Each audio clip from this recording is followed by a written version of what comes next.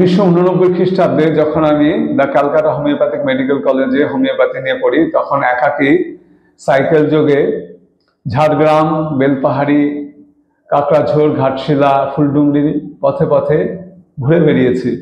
সেই সময় ফুলডুংরিতে থাকাকালীন আমি একটা কবিতা লিখেছিলাম, সেই কবিতার নাম অরণ্যের সুখ, যেটি আমি এখন আবৃত্তি করে শোনাচ্ছি। এখন দেখো না, চাঁদের আবাস ঘিরে অরণ্যেরা আছে, আর আছে সূর্য শিশু পাহাড়ের দল।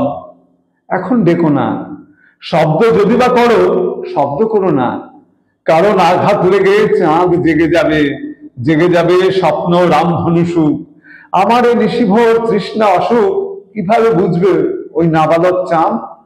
চাঁদের আবাস ঘিরে অরণ্যেরা আছে, সেই সব অরণ্যেরা কতই প্রাচীন।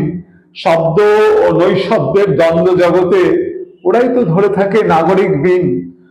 ওরাই তো শব্দ বোঝে, তাই জেগে ওঠে, দিক থেকে বার্তা আসে, বদনাম রটে, তবু ওরা গান গায়, জলে ভেসে যায়, আগুনের রং থেকে আগুন জোটায়। ওরাই তো হাসি বোঝে, ওরা দুঃখ চেনে, নাগরিক সভ্যতা আছে তাও জেনে। চাঁদের আবাস ঘিরে অরণ্যেরা আছে, সুখ অসুখের নগ্ন হিসাবে ওরা আছে অনির্বাণ অগ্নির মতো।